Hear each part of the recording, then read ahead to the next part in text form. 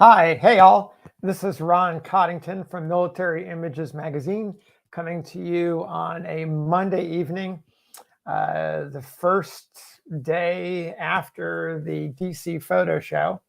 And for those of you who attended, a heartfelt thank you for coming out, whether you were setting up as a dealer or coming to shop. Really, really appreciate you coming by and visiting.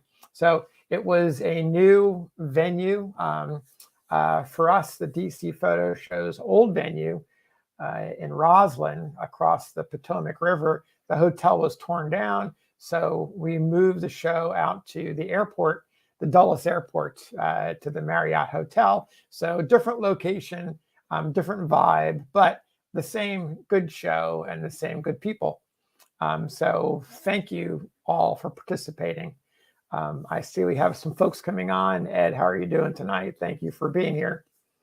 That show also included the night before a series of talks, and I hope that you're able to watch those streaming live on Civil War Faces page.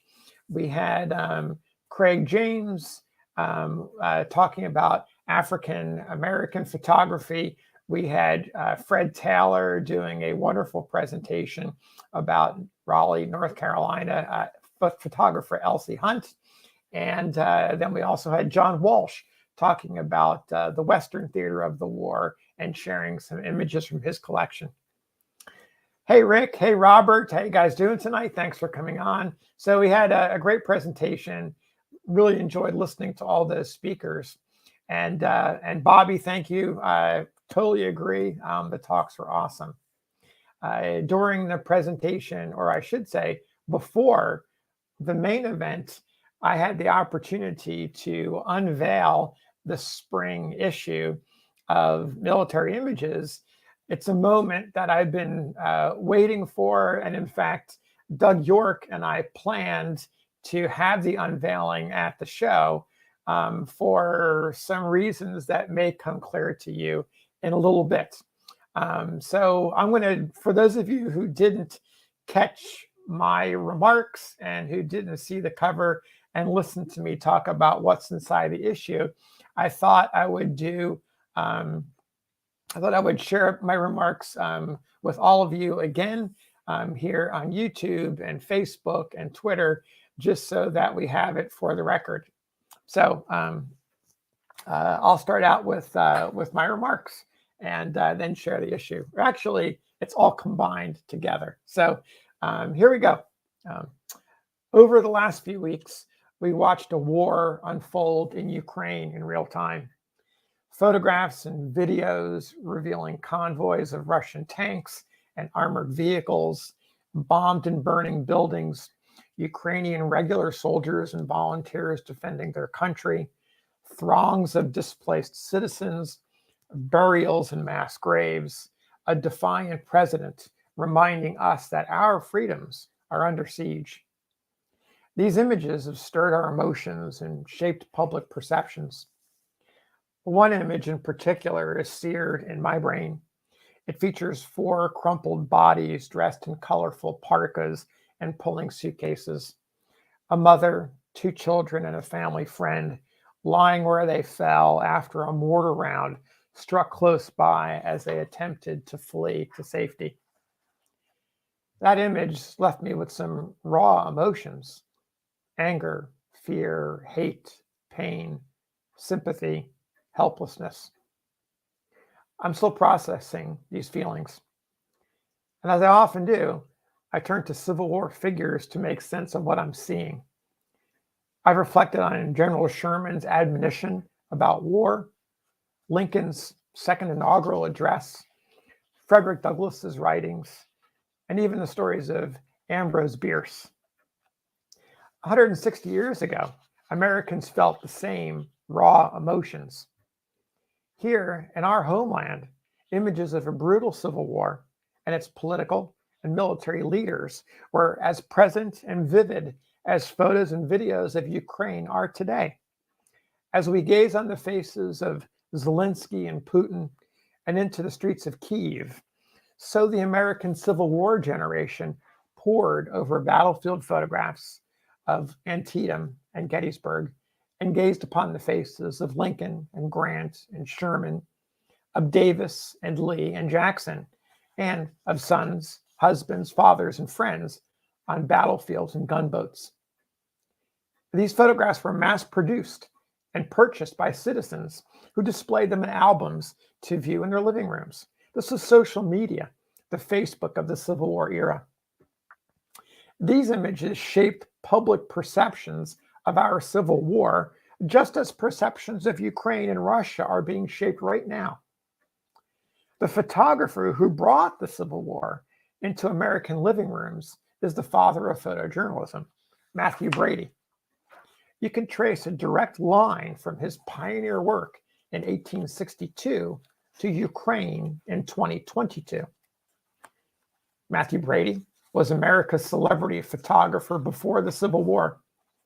After the war began, a spark of genius transformed him from a photographer of politicians, of artists, literary figures, and other notable men and women into the first genuine battlefield photographer. This is a breathtaking metamorphosis. Much has been made of the fact that Brady likely did not take a single photograph during the war. Also, that many other photographers were active during this time. Both of those statements are true. But only Brady assembled a dream team of 19th century photographers and sent them off to distant fields of military operations to document a costly war. A war of unprecedented and unmatched human suffering in our country. A war that finished the unfinished business of the founders. A war that made the unfree free. Brady's revolution in photography touches everything we see today. Scholars agree on Brady's birthday. It was May 18th. The year of his birth is less clear, 1822, 1823, or 1824. Take your pick. Military Images picks 1822, which makes this Brady's bicentennial. And we're kicking it off in our spring 22 issue. There you go. There's the cover.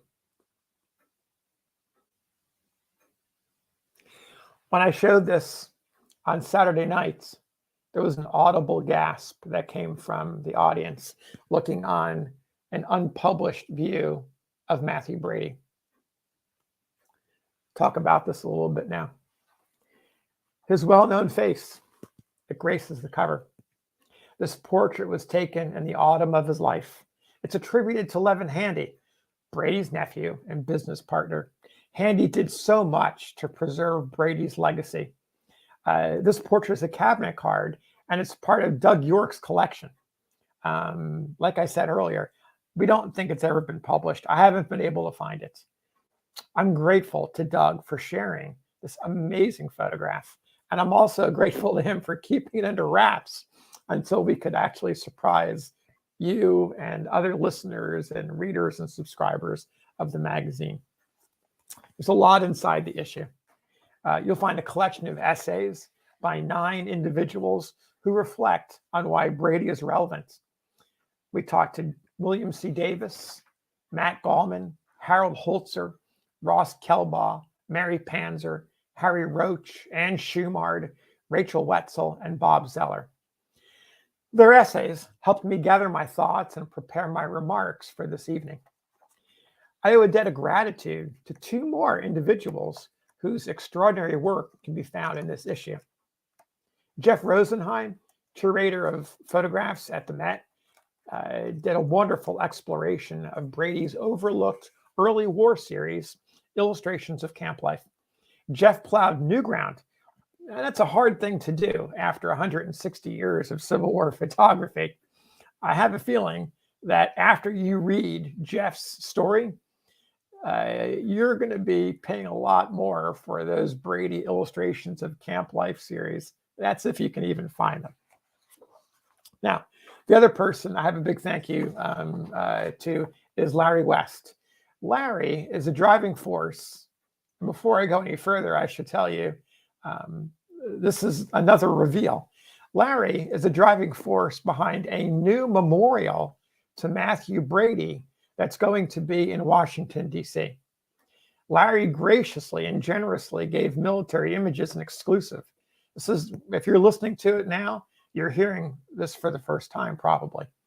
It's an exclusive story about the Matthew Brady Levin Handy Memorial at Historic Congressional Cemetery in Washington, D.C. The new memorial happens to be located next to Matthew Brady's gravesite.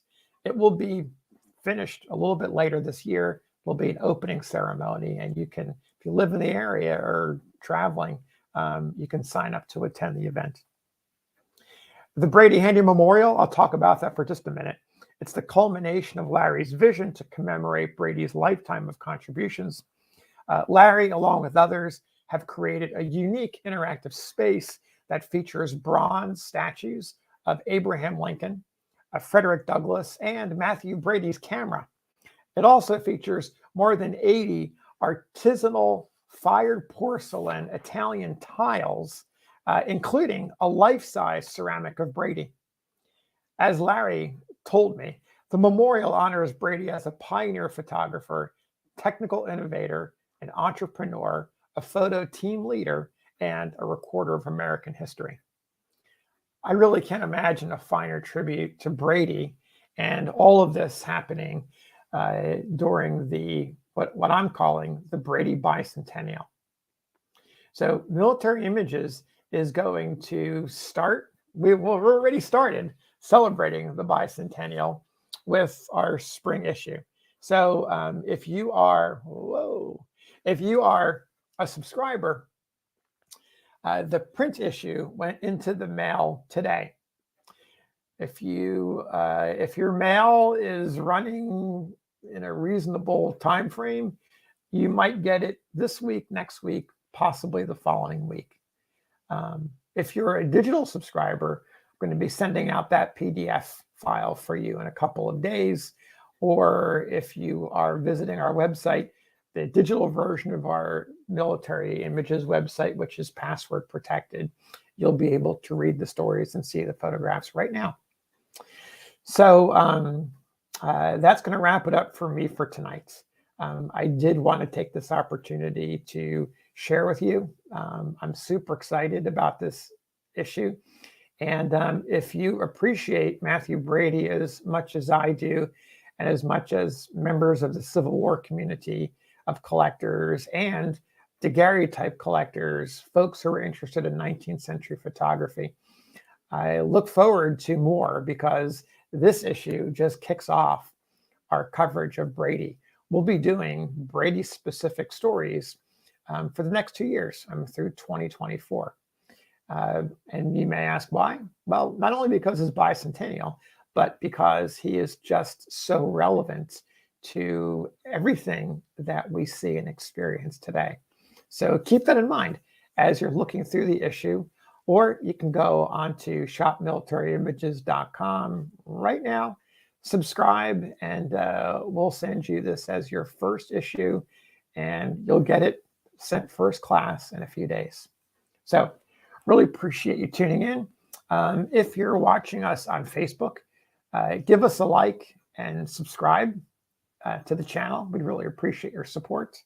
And we'll be back with another broadcast real soon.